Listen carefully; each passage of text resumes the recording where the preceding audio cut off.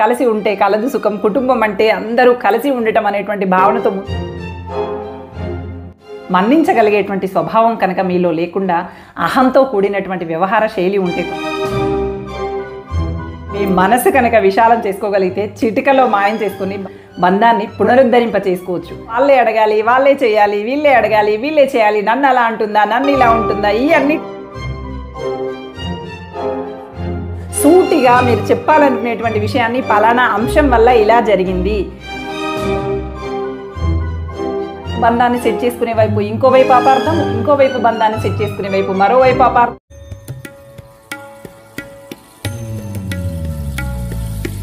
మనం ఎంత మంచి ఉద్దేశంతో ఎదుటివారితో కలిసి ఉండాలి, కలిసి ఉంటే కలదు సుఖం, కుటుంబం అంటే అందరూ కలిసి ఉండటం అనేటువంటి భావనతో ముందుకు సాగుతూ ఉన్నప్పటికీ అపార్థాలు ఒకదాని వెంట ఒకటి, ఒకవైపు బంధాన్ని సెట్ చేసుకునే వైపు ఇంకోవైపు అపార్థం, ఇంకోవైపు బంధాన్ని సెట్ చేసుకునే వైపు మరోవైపు అపార్థం, ఇలా ఒకదాని వెంట ఒకటి అపార్థాలు మిమ్మల్ని చుట్టుముడుతూ ఉన్నప్పుడు మీరు ఎలా వ్యవహరించాలి, అపార్థాలని ఎలా తట్టుకొని నిలబడాలి, మళ్ళీ బంధాన్ని ఎలా పునరుద్ధరించుకోవాలి అనేటువంటి అంశాన్ని నేటి వీడియోలో చర్చించుకుందాం.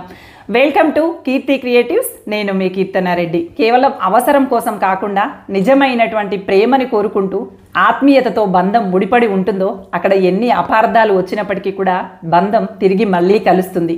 తమ వల్ల పొరపాటు జరిగినప్పుడు ఆ పొరపాటు తమకు తాముగా గుర్తెరిగి అయ్యో నా వల్ల ఈ పొరపాటు జరిగిందే అని అర్థం చేసుకొని సరిదిద్దుకునేటువంటి ప్రయత్నం చేయటం కానీ, ఎదుటి వారిని క్షమాపణలు అడగటం ద్వారా కానీ బంధాలని నిలబెట్టుకోవచ్చు. అలా కాకుండా అహంతో నేను చేసిందే సరైంది అన్నట్లుగా సమర్థించుకుంటూ ఉంటే మాత్రం ఖచ్చితంగా ఆ అపార్థం అనేది పెరిగి పెరిగి పెద్ద స్థాయి, ఇంతకు ముందు స్నేహంగా కొనసాగినటువంటి బంధం కాస్త శత్రుత్వంగా కూడా మారేటువంటి అవకాశం ఉంటుంది. క్షమించగలిగేటువంటి గొప్ప గుణమే కనుక మనలో లేకపోతే కూడా ఈ బంధాలు బీటలు బారేటువంటి అవకాశం ఉంటుంది. అంటే అవతలి వాళ్ళు వాళ్ళ తప్పుని గ్రహించుకొని మిమ్మల్ని క్షమించమని కోరినప్పటికీ కూడా ఆ తప్పుని క్షమించగలిగేటువంటి విశాల హృదయం కనుక మీలో లేకపోతే, అహంతో కూడినటువంటి వ్యవహార శైలి ఉంటే కూడా ఖచ్చితంగా బంధాలు బీటలు బారుతూ ఉంటాయి. చిన్న చిన్న అపార్థాలతో దూరం అవ్వటానికి సిద్ధమవుతున్నటువంటి బంధాలని కాస్త విశాలంగా ఆలోచించి క్షమాగుణంతోనో క్షమాపణ అడగటం ద్వారానో బంధం అవసరం కోసం ఏర్పడిందా, నిజమైనటువంటి ఆత్మీయతతో ఏర్పడిందా అనేది అర్థం చేసుకునేటువంటి రీతిలోనూ ముందుకు సాగితే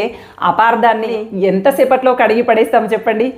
రోజులు తరబడి ఆలోచించినటువంటి అంశాన్ని మీ మనసు కనుక విశాలం చేసుకోగలిగితే చిటికలో మాయం చేసుకుని బంధాన్ని పునరుద్ధరింప చేసుకోవచ్చు.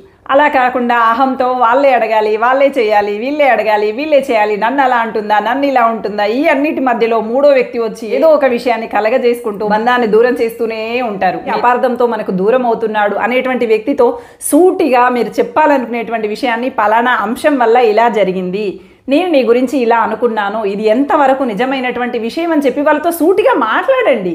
గొడవకి దిగాల్సినటువంటి పని లేదు. వాళ్ళు ఏం సంజాయిషి ఇస్తారు, అసలు జరిగినటువంటి సంఘటన ఏందో మీరు పూర్తిగా వినకుండానే అవతలి వాళ్ళపైన ఒక నిశ్చయానికి వచ్చి బంధాలు ఆత్మీయమైనవి కావని, మీ బంధాలలో నిజాయితీ లేదని నిరూపించుకుంటూ బంధాలను బీటలు బారుస్తూ వెళ్తే ఎలా కలిసి ఉంటారో చెప్పండి. మీకు ఇంకా అర్థమయ్యేలాగా చెప్పాలి అంటే, ఒక ఇద్దరు వ్యక్తులు ఉన్నారే అనుకోండి, వాళ్ళకి గత జన్మ అనుబంధం వల్లనో వాళ్ళు చూసుకున్న వేళా విశేషం అంటారు కదా, వేళా విషయం వల్లనో ఒకరికి ఒకరికి మానసిక సంబంధం ముడిపడడం వల్లనో విపరీతమైనటువంటి ప్రేమ, ఆప్యాయత, వాత్సల్యంతో ముందుకు సాగుతున్నారే అనుకోండి. ఇది గిట్టనటువంటి వేరే వ్యక్తులు వచ్చి అయ్యో ముందొచ్చిన చెవుల కన్నా వెనుకొచ్చిన కొమ్ములు వాడిలాగా ఎవరి నుంచో ఉంటున్నటువంటి మాపై కన్నా కొత్తగా వచ్చినటువంటి ఈవిడపైన విపరీతమైనటువంటి ప్రేమను వ్యక్తం చేస్తున్నారే అన్నట్టుగా ఓర్చుకోలేక అసూయతోనో ఈర్ష్యతోనో ఏవేవో కళ్ళెబొల్లి కబుర్లన్నీ కప్పి చెప్తున్నారే అనుకోండి. ఇది వింటున్నటువంటి అవతలి వాళ్ళకి ఖచ్చితంగా అర్థం అవ్వాలి. వాళ్ళ స్వభావం అలాంటిదేనా, మనకు ఎందుకు ప్రత్యేకంగా వీళ్ళ గురించే పదే పదే చెప్తూ ఉన్నారు, వీళ్ళ దగ్గర ఏమైనా నక్కజిత్తుల వేషాలు ఉన్నాయా అనేది గమనించుకోవాల్సినటువంటి అవసరం ఉంటుంది.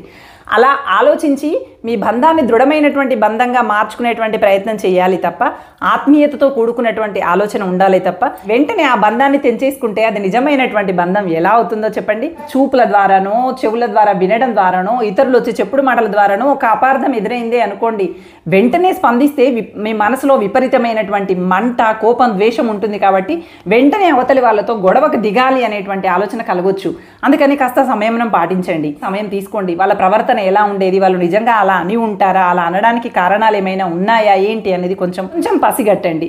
ఆ తర్వాత నెమ్మదిగా అదే వ్యక్తితో జరిగినటువంటి విషయాన్ని చర్చించి అక్కడ అర్థం ఎంతుంది, అపార్థం ఎంతుంది, నిజాలు ఎంతున్నాయి అని తెలుసుకొని అపార్థాలను తొలగించుకొని బంధాన్ని ముందుకు కొనసాగించండి. అవతలి వాళ్ళు మీ శ్రేయోభిలాషులు అయినప్పుడు మాత్రమే, అవతలి వాళ్ళు మీ జీవితంలో ఉండాలి అనుకున్నప్పుడు మాత్రమే, అవతలి వాళ్ళు మీకు విలువైనటువంటి వ్యక్తులుగా భావించినప్పుడు మాత్రమే ఇవన్నీ చేయటానికి మీరు ముందుకు వెళ్తారు.